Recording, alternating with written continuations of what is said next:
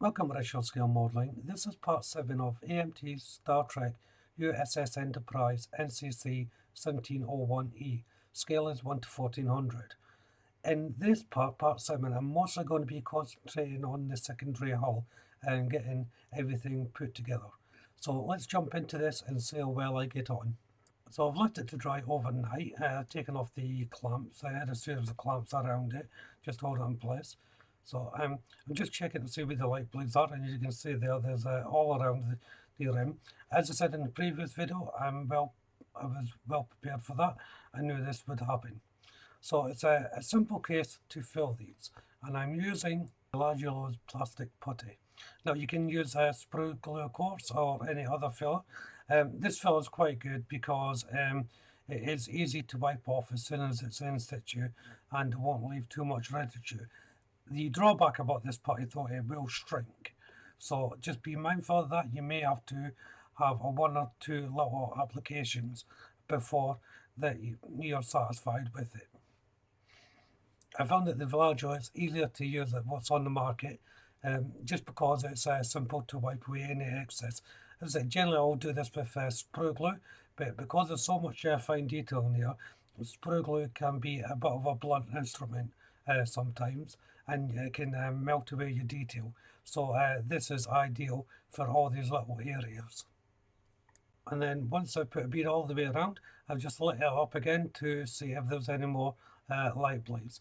Now there's a little bit of a light bleed where my thumb is, but I'll deal with that with paint. So as you can see here, I've taken my scriber and I'm just taking it along the grooves of the underside where the plastic putty has gone into the grooves, and I'm just simply scraping this excess away to define the lines again. Now I left this a good couple of hours for it to dry, hence why there's a sort of light change in the video.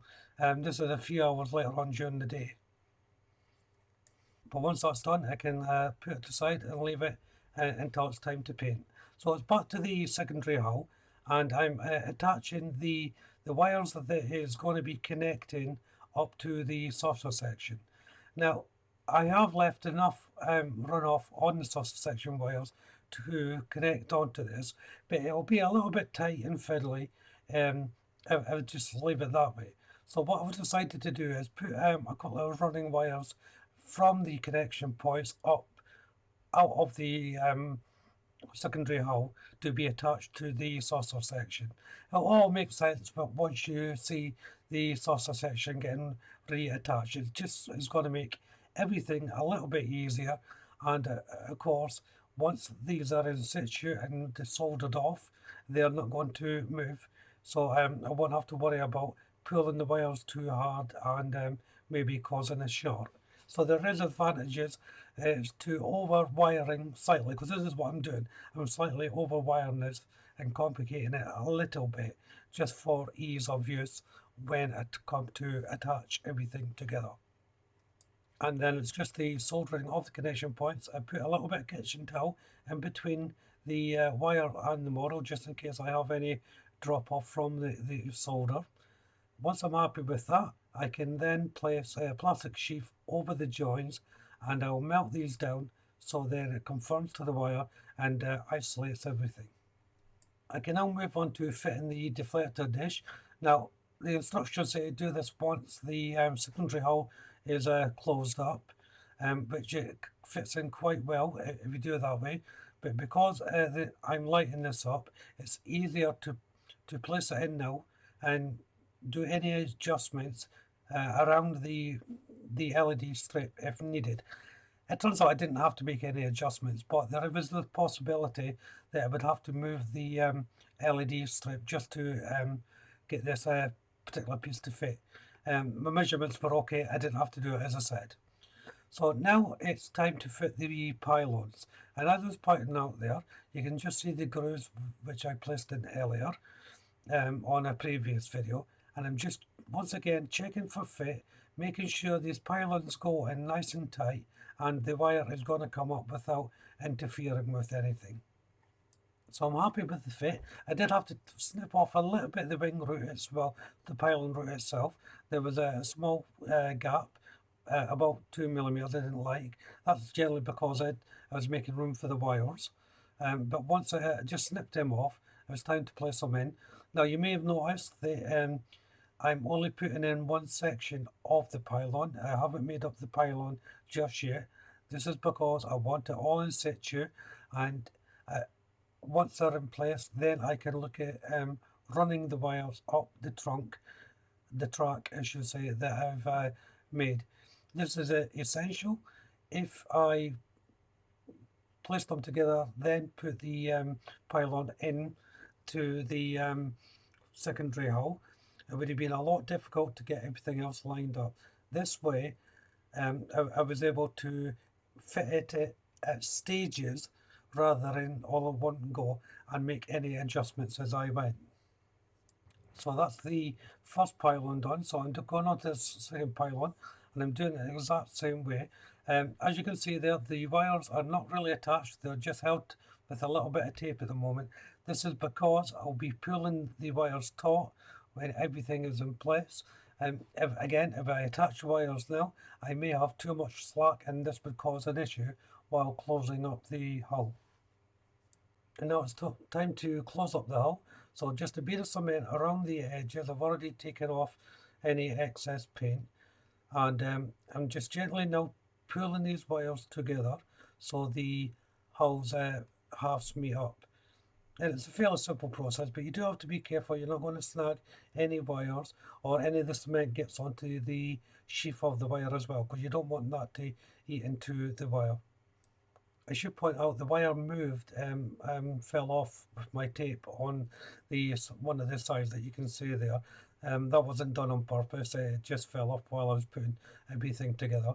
But by this point it was okay, everything was taut, and it was just a matter of pushing the hull together. Now, I didn't need that many clamps to hold this together. I needed a couple just on the more vulnerable points where my hands are, really. I think the fit was quite good. There was a tiny bit of gapping issue, but not much. And I'm going to put that down to the wires and that I've placed into it. I think the hull itself fitted rather well, considering. I can now secure the wires in place, so I've got a little bit of super glue here, and I'm just putting it down the track that I gouged out, and then I'm just taking the wire and placing it within the trench, and then I'm just going to hold it with a clamp to make sure it doesn't move. I mean, it only takes seconds to set anyway. Be careful, don't glue your fingers here, I did. This will just ensure that it doesn't move when I put the upper piece of the pylon on. Here I'm using Tamiya's XS56 metallic grey, and I'm just painting in the phaser bank before I place this piece in. Now it's not really necessary to paint it beforehand, but I do, because there is a deep gully there that it goes into, so it just makes it nice and neat.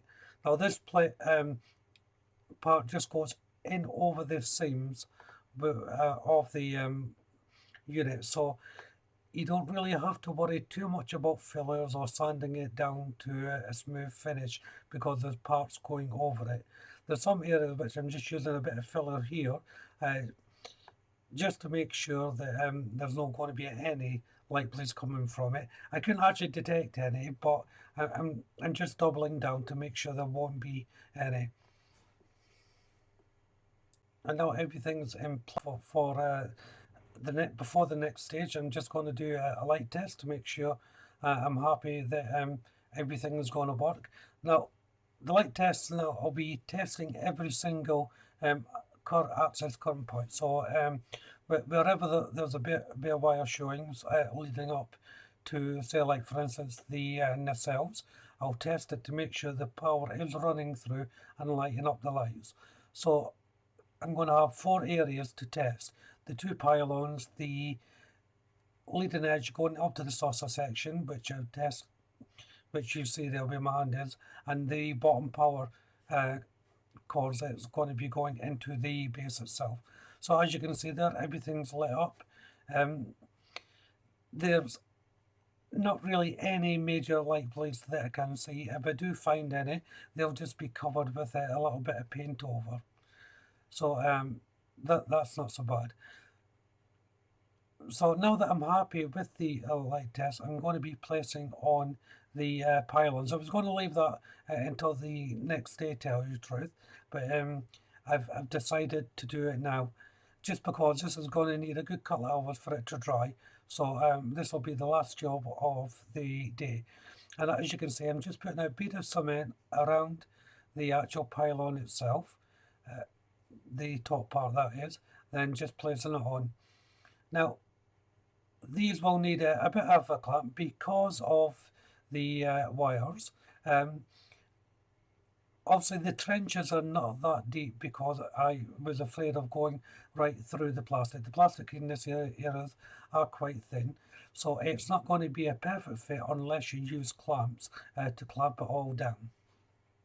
And this is where I'll end part 7. So if you haven't done so already, why don't you check out the channel for my other builds. If you subscribe to the channel, and please do so, hit the notification bell.